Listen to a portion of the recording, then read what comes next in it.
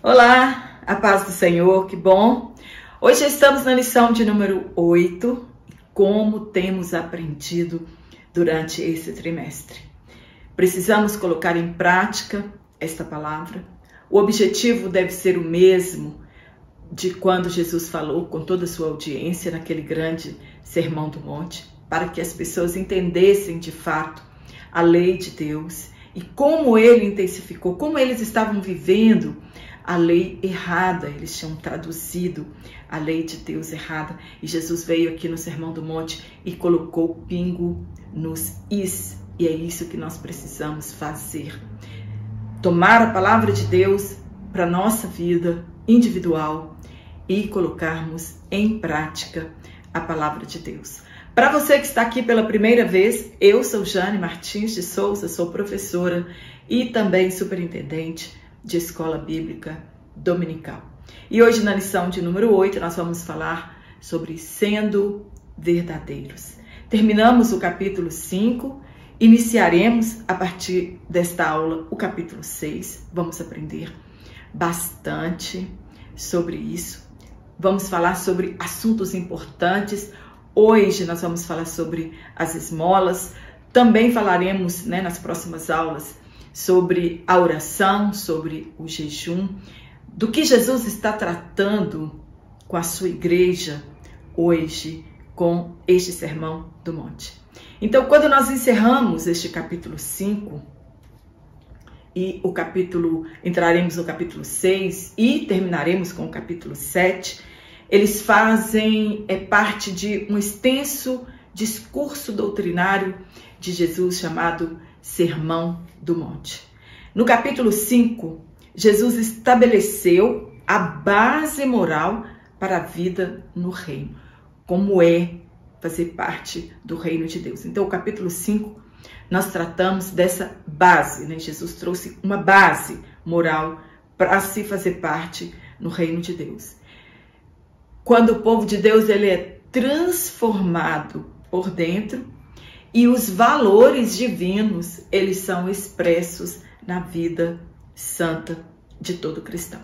Então, no capítulo 5 nós aprendemos que primeiro somos transformados por dentro, depois a nossa vida santa interna vai refletindo no nosso cotidiano. E é sobre isso que nós vamos falar a partir do capítulo 6 do Evangelho segundo escreveu Mateus. Ingressamos no reino de Deus com esta base, transformação interior. E este reino de Deus, ele é governado por Jesus no momento em que nós começamos a fazer a vontade dele. Então, para fazer parte do reino espiritual de Deus, precisamos entender que este reino é de Deus, que ele é governado por Jesus Cristo, e que para fazer parte deste reino, eu preciso fazer a vontade de Deus. Precisamos ressaltar os valores divinos, mesmo que estes valores entrem em conflito com os valores do mundo. E hoje, infelizmente, a igreja, ela quer ter os mesmos valores que o mundo tem. E quando nós Jesus trouxe à tona esse sermão, estava entrando em conflito com os reais valores do mundo. O que o mundo realmente dá importância? E tratar de sermos verdadeiros. Hoje, infelizmente, muitos cristãos não estão preocupados com isso, em serem verdadeiros. Eles preferem viver uma vida de falsidade e de hipocrisia. E hoje nós vamos aprender como ter uma vida verdadeira. Como sermos verdadeiros neste mundo. Hoje o mundo é um mundo de mentira, um mundo de faz de conta. Então estes valores do reino, eles vão entrando em conflito com os valores do mundo. Por vezes, encontramos Jesus Cristo sendo forçado ao confronto aberto com os religiosos da sua época. Sempre que Jesus estava em praça pública, fazendo o bem, trazendo o evangelho do reino, Os religiosos, os fariseus, os saduceus, os escribas, eles confrontavam a Jesus com a palavra de Deus, com o que eles entendiam ser a palavra de Deus. Então Jesus ele se via forçado então a este confronto aberto. E aqui é um destes momentos e eles foram desmascarados publicamente. E hoje nós precisamos também confrontar o mundo com essas verdades do reino de Deus. Jesus começa a tratar a partir deste ponto da espiritualidade aparente. No capítulo 5, tratando do nosso interior, e agora no capítulo 6, ele tratando da espiritualidade aparente. O que nós revelamos para o mundo e quem nós somos de fato. São caminhos atraentes, porém, estes caminhos de falsa espiritualidade, eles nos levam para longe de Deus. No versículo 1 aqui do capítulo 6 de Mateus, Jesus, abre aspas, ele disse: tenham cuidado, diz Jesus, de não praticar as suas obras de justiça diante dos homens para serem vistos por eles. Foi isso que Jesus deixou para sua audiência naquele dia. E é isso que a palavra de Deus nos fala hoje, né? Que nós tenhamos cuidado de, ao praticar a nossa justiça, que nós não a façamos para sermos vistos pelos homens, receber elogios e aplausos das pessoas. É natural o desejo do reconhecimento e ser visto com respeito. Muitas pessoas saem da igreja por falta deste reconhecimento, por falta de ser visto por sua liderança, né? Muitas pessoas estão preocupadas em serem vistos. E isso é normal, né? Não tem pecado nenhum você querer um pouco de reconhecimento ou ser visto com respeito pelas pessoas do seu trabalho na obra do Senhor. Mas artifícios religiosos para atrair a atenção, fama e sucesso nos afastam da realidade do reino de Deus. Muitas pessoas usam esses artifícios para atrair a atenção das pessoas e não atrair a atenção do Espírito Santo. É o que nós devemos fazer, atrair a atenção do Espírito Santo e não a atenção do mundo para nós. Devemos ter cuidado destas exibições religiosas de piedade, cujo propósito não é o de agradar a Deus, mas com o objetivo de ter a admiração das pessoas. Quando a pessoa quer fazer uma obra de piedade, ela primeiro tem que pensar suas motivações. Será que realmente eu estou querendo agradar a Deus? Ou atrair a atenção das pessoas para mim? Fama, sucesso, quem sabe, né, até lograr uma carreira política. Infelizmente, muitas pessoas fazem isso. E, infelizmente, com o advento das redes sociais, é o que mais encontramos. Pessoas se autopromovendo às custas das dificuldades alheias. Vai dar uma cesta básica, tira foto, posta, faz story, coloca no feed, enfim, atraindo atenção para si. A esmola, a oração, o jejum são coisas que apenas devem ser vistas pelo Deus do secreto. Não vamos entrar hoje em oração e jejum. São assuntos das lições seguintes. Então, hoje vamos nos ater, né, às esmolas. Abordaremos nesta aula a respeito de como devem ser as nossas esmolas ao próximo, como deve ser a nossa ajuda, né? Às vezes a palavra esmola, ela é tão pejorativa, né? Mas a Bíblia usa este termo. E como deve ser a nossa ajuda ao próximo, como socorremos o nosso próximo com ajuda, Quando nós olhamos para a história da igreja primitiva, a igreja do século I, era uma igreja preocupada em socorrer os necessitados. E eles faziam, busca em todas as igrejas de esmolas, de ofertas, eram roupas, alimento para socorrer as pessoas necessitadas. A realidade do reino de Deus, ela não pode ser medida por atitudes exteriores. É como a espiritualidade das pessoas. Nós não medimos a espiritualidade das pessoas pelas suas atitudes exteriores, mas por quem de fato ela é.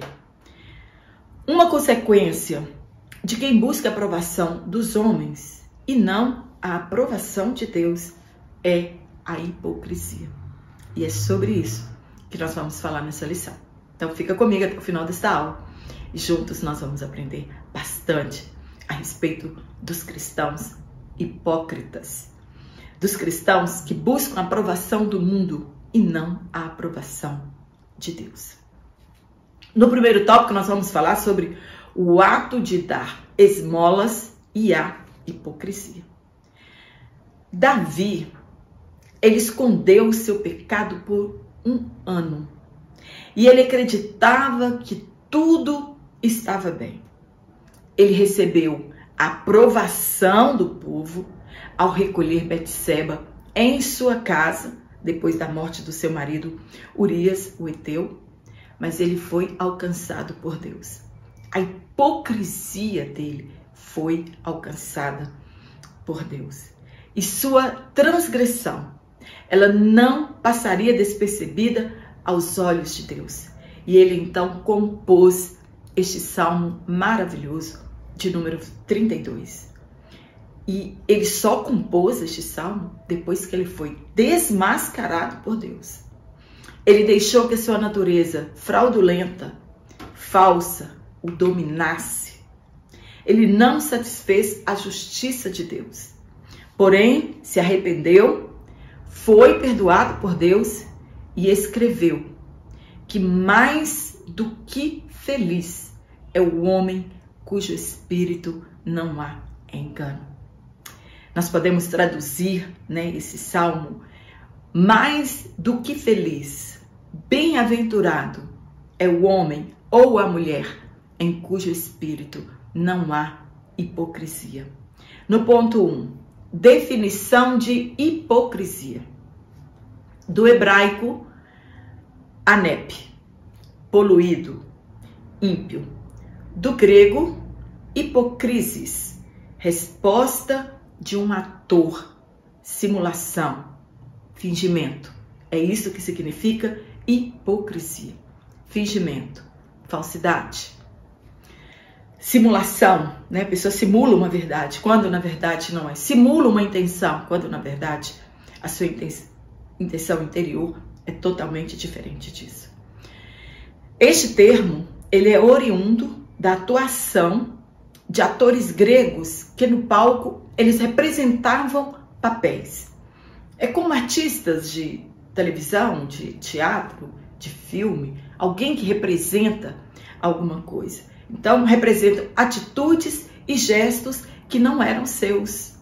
Daí o termo passou a designar os que agem com fingimento e falsidade.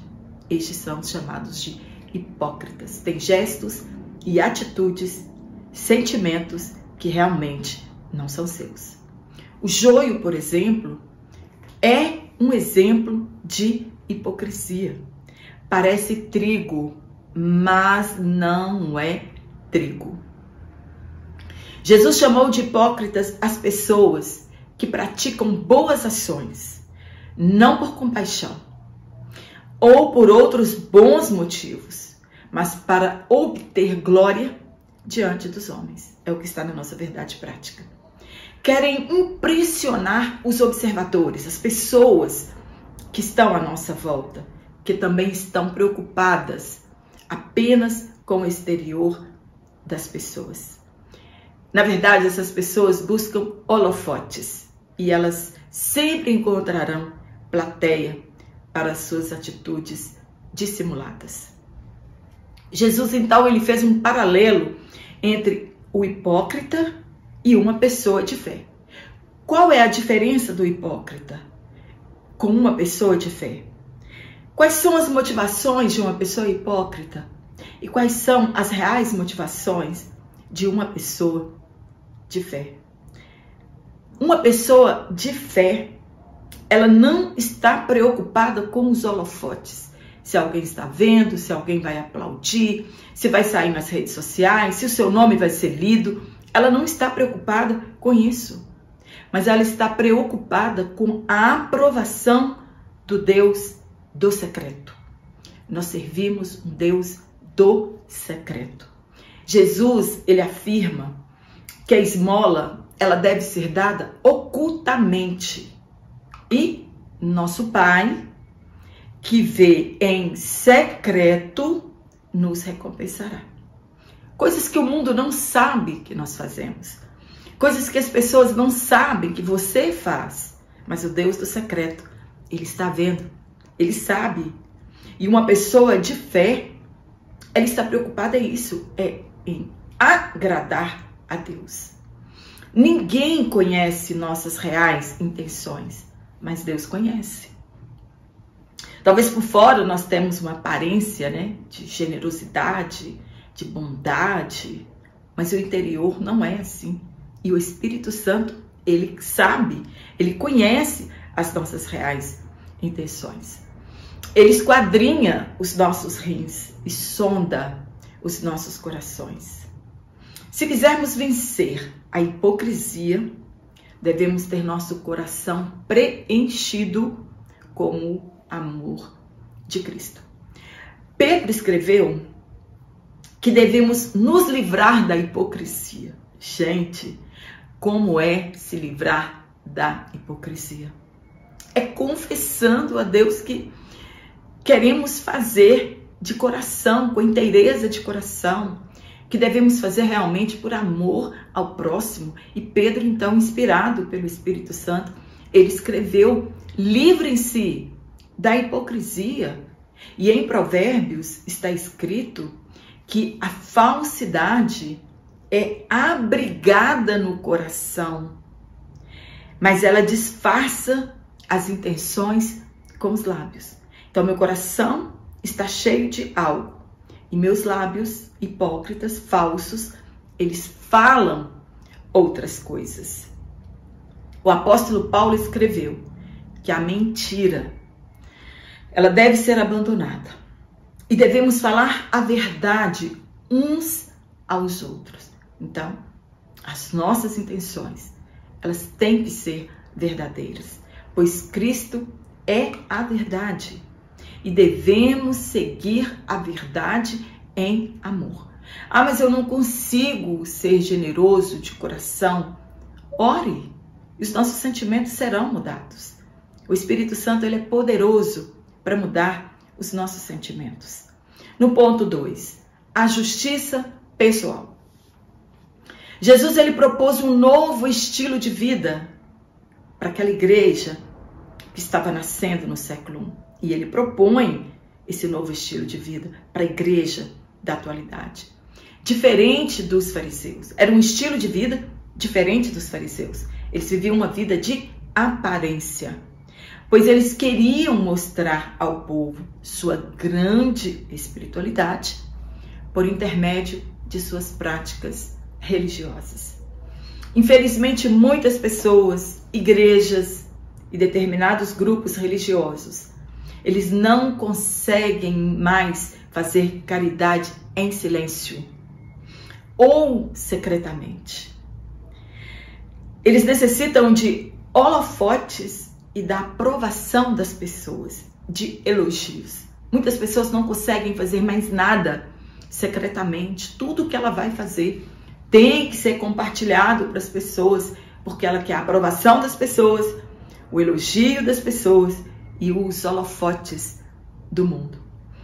Se nossos atos de justiça, eles são feitos para recebermos glorificação alheia, a nossa motivação está errada. A nossa intenção é um dia a receber nosso galardão no céu, não aqui. Se fazemos aqui para nossa glorificação, já recebemos a nossa recompensa. Não haverá duas recompensas, uma aqui e outra no céu. A escolha é nossa. Onde eu quero receber o meu galardão, a minha recompensa, o meu prêmio, né? Isso é que significa galardão, uma recompensa, um prêmio. Onde você quer receber? Aqui ou lá no céu? Porque não haverão duas recompensas. Se você receber sua recompensa aqui, no céu não tem recompensa mais. É fazer nossas contribuições sem chamar a atenção do mundo. E Deus será glorificado. E as pessoas serão ajudadas. Quando nós ajudamos uma pessoa, quem tem de ser glorificado é Deus. O que é importante, a glória dos homens, que é passageira, ou o louvor que vem de Deus. O que é mais importante para nós? A glória dos homens, ela é passageira, ou o louvor que vem de Deus, que é eterno. No ponto 3, as 3 práticas da ética cristã. Nós vamos falar sobre 3 práticas. Do capítulo 6, 1 ao 18, nós vamos falar sobre isso. Esmola, oração e jejum. São coisas que eu preciso praticar, que fazem parte da ética cristã. Qual é a religião verdadeira? Tiago escreveu sobre isso. É aquela que promove o serviço ao próximo. Sejam aos órfãos, sejam às viúvas, sejam aos desempregados, aos necessitados, né? Aqueles que foram cometidos por uma inundação, por uma seca, por uma guerra, como nós estamos vivendo hoje, na atualidade. Essa é a verdadeira religião. E também não se corrompe com o mundo. Evita a corrupção do mundo. Essa é a verdadeira religião. Os fariseus escondiam atrás da religião e se autopromoviam. Escondiam seus pecados e tiravam benefício próprio com estas esmolas. Eles usavam as esmolas como forma de obter o favor de Deus e a atenção dos homens. 2 motivações erradas. Fazer algo para receber algo em troca de Deus e para receber o aplauso do mundo. São 2 motivações totalmente erradas. Existem pessoas que dizimam, contribuem, ofertam, porque querem receber de Deus o dobro do que doaram. Não existe nenhuma oferta generosa que tenha o poder de comprar a salvação ou de apagar os nossos pecados. Essa era a intenção dos religiosos. Se nossas motivações forem erradas, nos privamos de receber as bênçãos, as recompensas e ainda roubamos a glória de Deus. As 3 práticas da ética do serviço cristão, eles envolvem nossos bens, oferta. Nós só ofertamos aquilo que nós temos. Nosso espírito é nosso tempo, oração, e nosso corpo, o jejum. E eles são direcionados a Deus, tanto o nosso jejum, como a nossa oração, como as nossas ofertas. E também direcionadas ao próximo e a nós mesmos. Tudo isso somente tem valor quando há sinceridade nas intenções. De que nós estamos falando? Da oferta, da oração e do jejum. Devemos deixar de lado a religião sensacionalista e espetacular da religiosidade dissimulada. Hoje é o que nós vemos no mundo. Isso perverte a piedade. Afinal, a sua intenção, né, esse sensacionalismo, nós fizemos, nós estamos dando, nós estamos criando, nós estamos tirando pessoas da pobreza, nós estamos doando 1 milhão de cestas. Esse sensacionalismo religioso, né, não vamos generalizar, a sua intenção é somente enganar e buscar aplausos das pessoas. Não podemos fazer somente quando as pessoas veem. Para muitos, o silêncio de suas boas obras, ele é ensurdecedor e não consegue lidar com o anonimato. Tem pessoas que ela não consegue lidar com o anonimato. Ela faz o bem, mas ela espalha para os 4 cantos, né, o seu círculo, para que as pessoas saibam o que ela fez. Como assim? Eu vou fazer e ninguém vai ficar sabendo? Eu vou ficar no anonimato? Né? Ninguém precisa ficar sabendo dessas coisas. Hoje, uma simples visita de ajuda a um irmão carente é notícia nas redes sociais e expõe a dor do outro em redes sociais. Ela não está preocupada com a necessidade do outro. Ela está preocupada em se autopromover. Parece que estamos fazendo política com a necessidade do outro. O Deus que vê em secreto, ele te recompensará. Esse deve ser o nosso objetivo. Não fazermos para receber algo em troca, né? Muito menos receber de Deus. Fazer porque nós amamos, né? E queremos socorrer as pessoas necessitadas. Mas tudo aquilo que nós fizermos, seremos recompensados, porque o Deus do secreto, ele vê todas as coisas.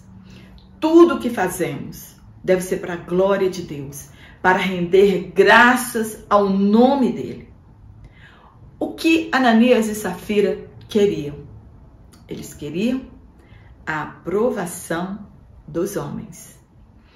No tópico 2, auxiliando o próximo sem alarde. Parece que nós já falamos tudo no tópico 1. Então, no primeiro ponto, qual é a motivação do seu coração? Qual é a motivação do seu coração? Por que você está fazendo isso que você está fazendo? Deve ser o amor ao próximo. Não pode haver outra motivação que não seja o amor verdadeiro. O amor verdadeiro, ele é expressado em generosidade. Não tem como alguém dizer que ama e amar só em palavras, né? Nós precisamos amar também em obras, em atitudes. Deus ordenou que aos agricultores que na colheita não podiam colher as extremidades da plantação e nem ajuntarem o que caísse da sua colheita. Eles não podiam passar por 2 vezes na colheita. Tudo isso era para os pobres, que eram chamados de rabiscos, né? Ou rebuscar a colheita. Ah, estou apanhando uva. Não, vou voltar porque ficou muita uva nas parreiras. Não, eles não podiam fazer isso. Ah, estamos apanhando, né? Apanhando os caixotes de milho, de trigo. Ah, ficou muito feixe lá para trás. Eles não podiam voltar. Isso era para socorrer os pobres. É tanto que tinha os pobres que já ficavam ali perto das colheitas para que o que sobrasse eles poderiam pegar. Nós temos um exemplo na Bíblia de Boaz e Ruth, para a gente entender bem sobre o que é isso, não rebuscar a colheita. Mesmo as pessoas que têm o dom de contribuir, deve ser com generosidade. Existem pessoas que dizem ter o dom de contribuir, mas elas são seguras e não são generosas. O generoso, quando ele doa algo, ele não dá o pior. Roupas rasgadas, impróprias para o uso, sapatos que não servem mais, ninguém vai conseguir calçar, né? A pessoa já usou tanto que outra pessoa não terá condição de aproveitar. Alimentos vencidos, já passados ou já estão apodrecidos. Este não é o comportamento daqueles que fazem parte do reino de Deus. Você doa para alguém aquilo que você usaria, que você comeria, né? Que ainda está em bom estado. Ou então novo mesmo, né? Isso faz parte da pessoa que tem esse dom de compartilhar, né? Ele é generoso. Generosidade é a virtude de quem compartilha por bondade. Eu estou dando porque eu amo dar, eu amo doar, né? Isso é ser generoso. Um ato de generosidade, ele deve ser feito de forma desinteressada. Não, eu estou doando, mas eu não quero nada em troca, sem esperar nenhum retorno. Também é um sinal de abundância de alguma coisa em grande quantidade. Eu vou dar, mas eu não vou dar pouco, né? A Bíblia diz: dai e ser-vos-á dado, boa medida, recalcada, sacudida e transbordando. Vos deitarão no vosso regaço, porque com a mesma medida com que medirdes, também vos medirão de novo. É esta generosidade desinteressada que haverá recompensa. No ponto 2, o que buscamos quando auxiliamos o próximo? Eu vou ajudar o irmão fulano ou meu vizinho ciclano. O que eu estou esperando em troca? O que você está esperando em troca? Quando somos influenciados pelo Evangelho de Jesus Cristo, nossas motivações para fazer o bem não são movidas pela autopromoção ou mesmo aprovação da sociedade. Não estamos esperando isso. Jesus é o nosso maior exemplo de generosidade e bondade, sem esperar nada em troca. Ele andava por todas as regiões fazendo o bem. Devemos imitar a Jesus, ajudar alguém sem esperar recompensa. Foi por isso que Jesus disse que nossa justiça, ela deve exceder ao dos escribas e fariseus. Eles faziam para serem vistos e receberam o galardão aqui na terra.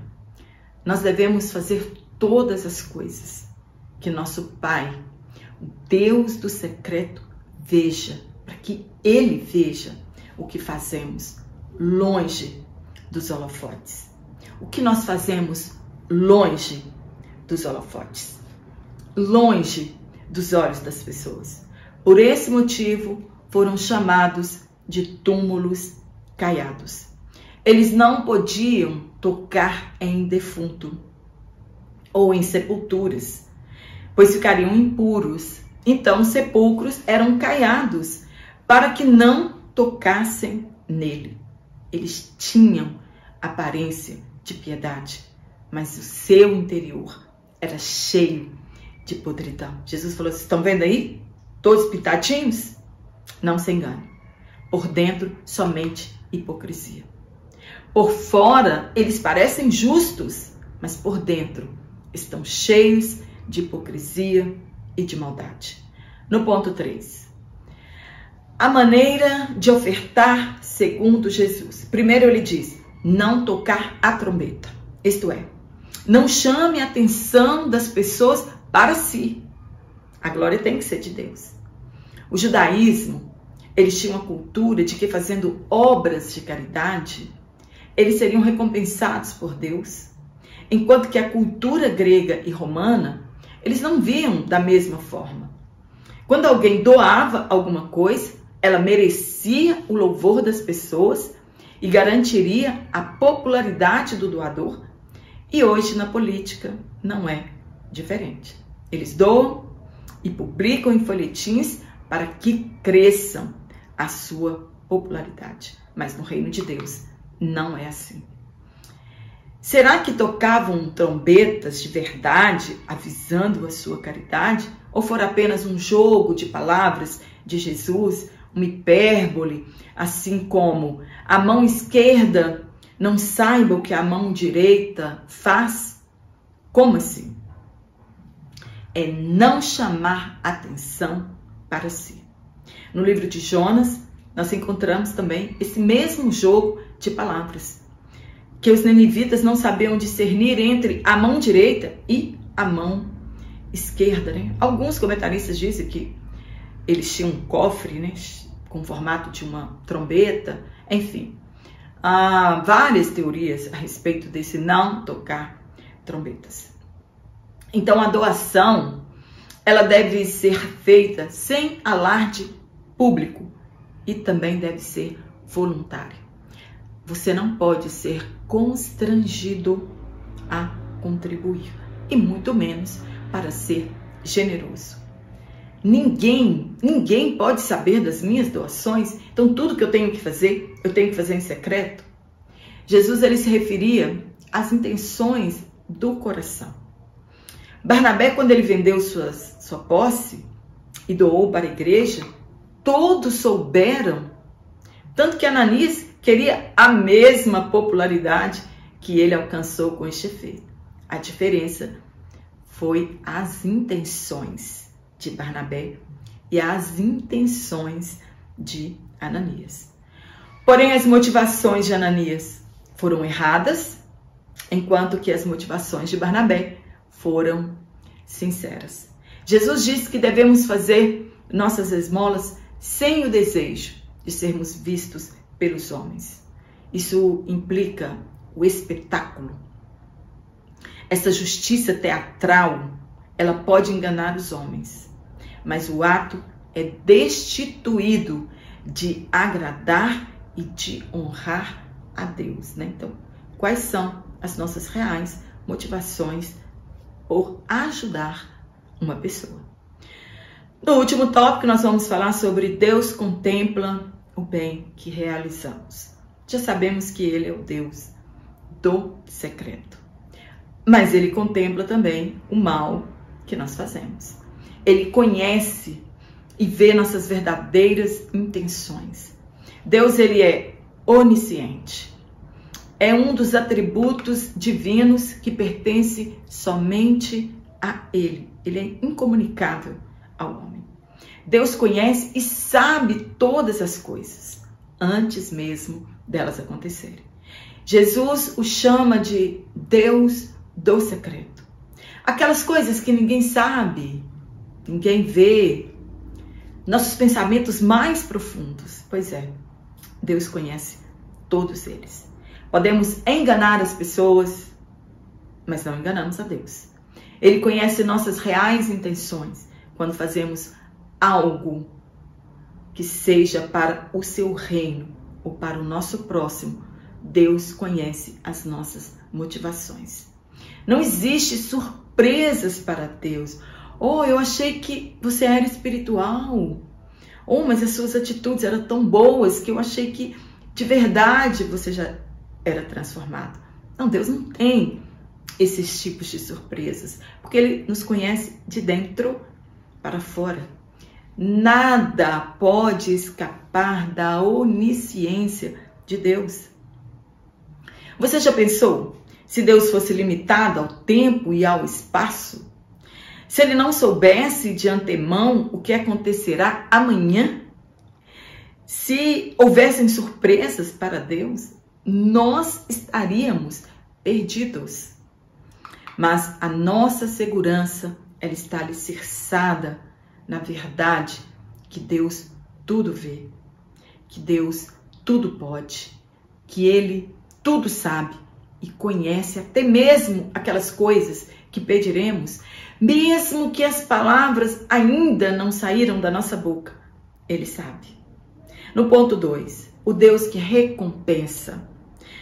Não podemos fazer o certo apenas para isso, receber recompensas de Deus. Isso seria uma troca e Deus não agrada disso.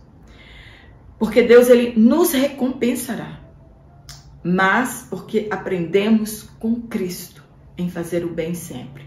Então, quando eu escolho fazer o certo, não é porque eu vou receber recompensas de Deus, mas porque nós aprendemos de Cristo, né, que viveu aqui fazendo o bem. A palavra de Deus diz que aquele que sabe fazer o bem e não faz, ele peca. Quando fazemos as coisas para sermos vistos e aplaudidos pelos outros, Jesus diz que já recebemos a nossa recompensa, já recebemos o nosso galardão. Este, abre aspas, já receberam, ele tem um sentido contábil, indicando que foi feito um pagamento total e foi emitido um recibo. Nós recebemos um recibo, como nós já fomos recompensados, e eu não posso receber em duplicidade por aquela mesma coisa. Já receberam pelo que eles negociaram. Então, se você já negociou as suas obras, né, suas esmolas, sua obra de caridade, querendo o holofote do mundo, já foi te dado um recibo, você já foi recompensado.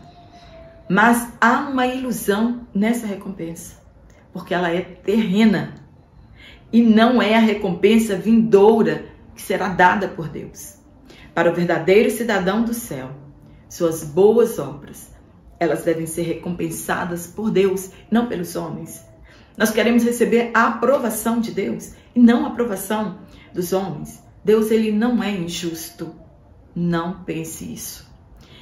Ele não se esquecerá do trabalho de vocês e do amor que demonstraram por ele, pois ajudaram os santos e continuam a ajudá-los. Se suas motivações não são reais e busca somente a glória terrena, saiba que um dia Deus do secreto, ele exporá toda hipocrisia. E a justiça oculta também será revelada e receberemos de Deus o nosso galardão. Não importa se as pessoas não estão vendo, o importante é que Deus, ele está vendo e nós seremos recompensados naquele grande dia. Muitos dirão naquele dia, Jesus, que fizeram coisas extraordinárias aqui na terra. E Jesus simplesmente responderá, abre aspas, não vos conheci. A mensagem de Jesus para nós é, não ostente as boas ações. Amém? Espero ter te ajudado com este comentário. Se você gostou, dá um curtir. Se você não está recebendo as minhas aulas semanalmente, desative o sininho. Espere uns 10 segundos e depois você ative novamente. O YouTube continuará entregando as minhas aulas para você. E eu vou deixar uma tag aqui, se você quiser receber este comentário em PDF, ele estará à sua disposição. Então, eu vou deixar aqui como você faz para receber este comentário. Quero mandar um abraço para todos vocês, para você que tem comentado nas minhas aulas. Os comentários carinhosos, eu sou muito grata a Deus por tudo que Ele tem feito em minha vida, por contribuir com algumas pessoas com estes comentários. Eu confesso que eu ganho muito mais, né, aprendendo, me envolvendo com a palavra de Deus, né? Você que falou de onde você é, que Deus na pessoa de Jesus Cristo continue te abençoando, porque você contribui com o meu canal e faz com que ele chegue ao alcance de outras pessoas. Um forte abraço a todos vocês e eu te espero aqui na próxima aula, se Deus assim nos permitir então.